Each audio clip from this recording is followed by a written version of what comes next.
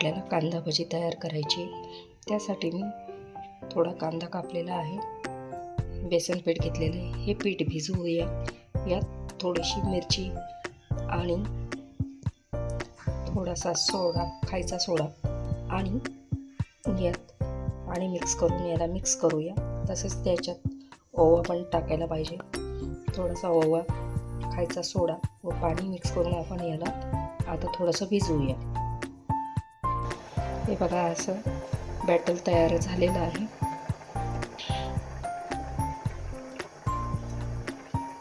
हे बघा, भज्यासाठी आपण बॅटर मगाशी तयार केलं होतं. हे असं आता कढईमध्ये तेल तापत ठेवलेलं आहे.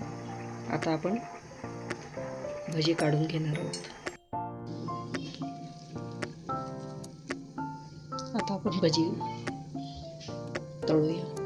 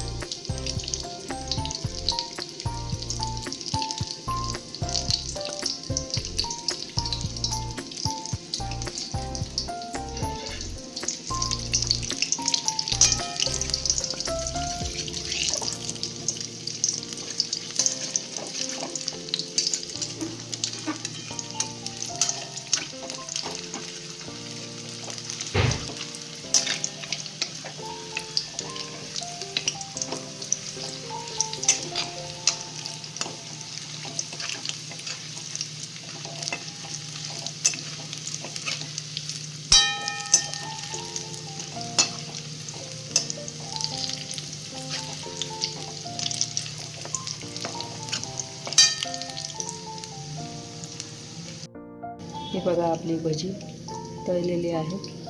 पहिला घाणा आपला तळून झाला आहे. बघा, दुसरा हा कढईमध्ये आहे.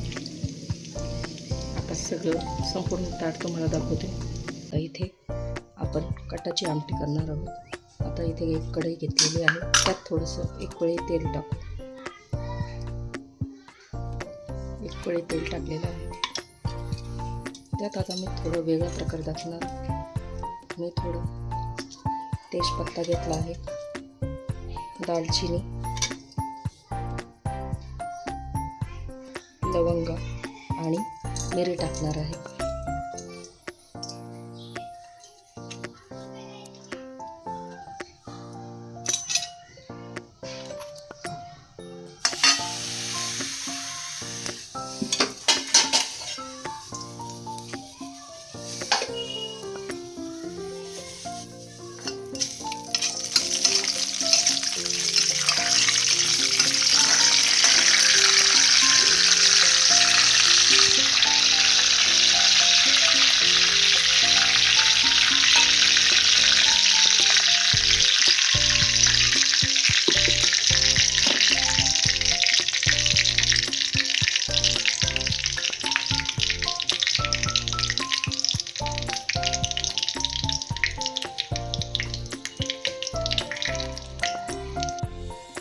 थोडा कढीपत्ता टाकणार आहे.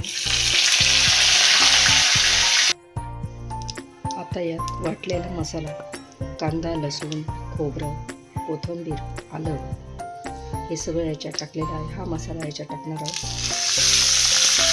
हा फ्राय करणार.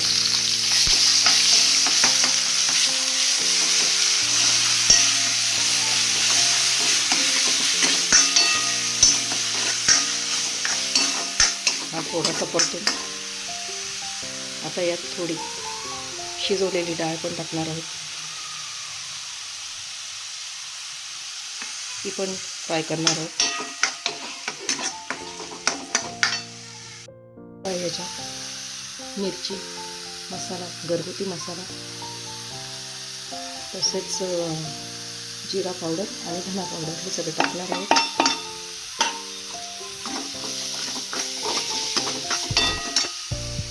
मीठ पण टाकणार आहोत, 1 चमचा मीठ. हे चांगलं परतून घेऊया.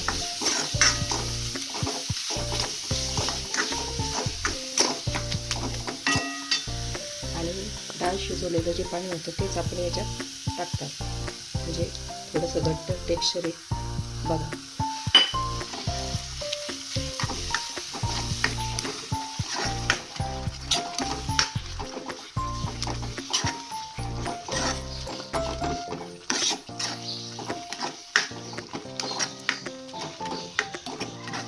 आता याच्यात थोडंसं पाणी टाकून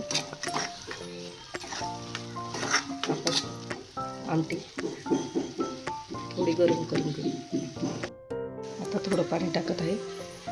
मसाल्याची वाटी होती त्यामुळे याच्यात थोडंसं पाणी घेतलं.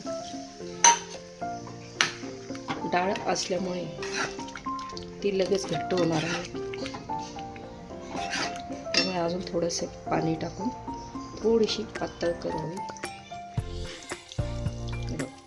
जवळजवळ मी एक ग्लास पाणी घेऊन ही आमटी तयार केलेली आहे. आता ही आमटी उकळून देऊ.